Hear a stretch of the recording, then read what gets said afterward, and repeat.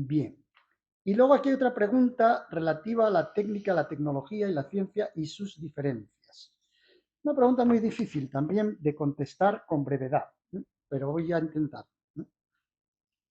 Dice, las ciencias no son neutrales y están movidas por intereses y por fines, cosa que yo admito totalmente, ¿no? Además, en el interior de las, porque lo dice en el libro, por eso lo dice este alumno. En el interior de las ciencias hay múltiples saberes técnicos y tecnológicos que son imprescindibles, cosas que yo también digo en el libro, ¿no? O sea que aquí me está cogiendo por lo que aparece ahí.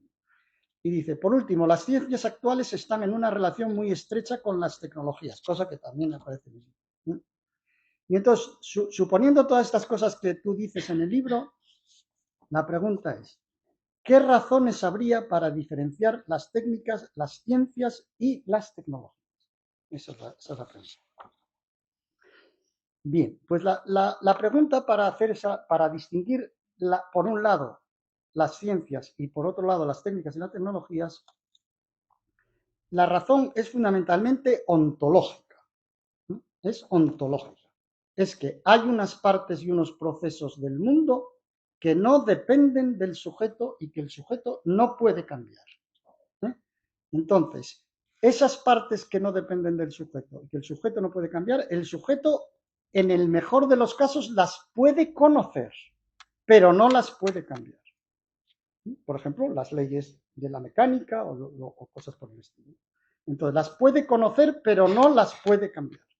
Esas son las categorías que yo llamo anantrópicas. Las dos físicas, la física relativista, la física cuántica, la geología, la biología, etcétera, etcétera. Uno no puede cambiar el proceso evolutivo o, por ejemplo, la extinción de los dinosaurios. No se puede cambiar. ¿Entiendes? Eso ya pasó, es parte de la historia evolutiva, eso es una parte de la realidad que nos afecta, porque gracias a ella estamos nosotros aquí, ¿eh? Pero que no se puede cambiar, ¿eh? Eso se puede estudiar, pero no se puede cambiar.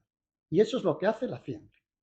Y hay otras partes y procesos que sí podemos cambiar y modificar de acuerdo con fines nuestros particulares, que son los de las categorías del hacer, de las antrópicas, ¿no? Las técnicas y las tecnologías y gran parte de lo que llamamos las ciencias humanas. Entonces, a nosotros nos interesa conocer las partes que no podemos cambiar.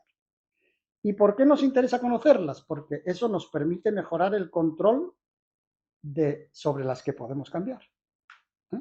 Si nosotros conocemos las leyes de la aerodinámica, pues podemos mejorar nuestro control sobre los aeroplanos. El conocimiento es un fin, ¿eh? Conocer cosas que, aunque no se puedan cambiar, pero conocer cómo son, es un fin.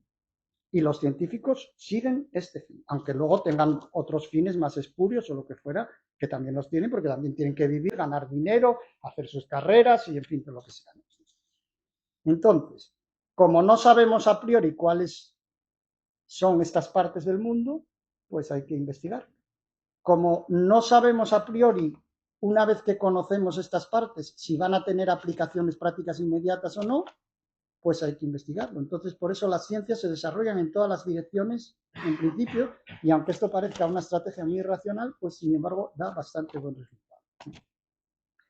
Entonces, por supuesto, para conocer, esta es la otra parte de la respuesta, para conocer hay que interactuar con la realidad, ¿eh? Y entonces hay que interactuar con los objetos, y para interactuar con los objetos hay que usar la técnica y la tecnología. O sea que para conocer hay que usar la técnica y la tecnología, ¿eh? Y por eso las ciencias, ¿eh? No se puede hacer ciencia, para empezar, sin la técnica del lenguaje. Claro. Si uno no tiene lenguaje, una sociedad que no tenga lenguaje o que no tenga escritura, no tiene ciencia, porque no tiene las técnicas mínimas para hacerla, ¿eh? Entonces, hace falta luego, en la actualidad, pues qué sé yo, múltiples tecnologías, químicas, electromagnéticas, biológicas, ¿eh? Pero es que en el mundo nuestro, de las personas, no de los animales, pero de las personas, que es donde se hace la ciencia, ¿eh?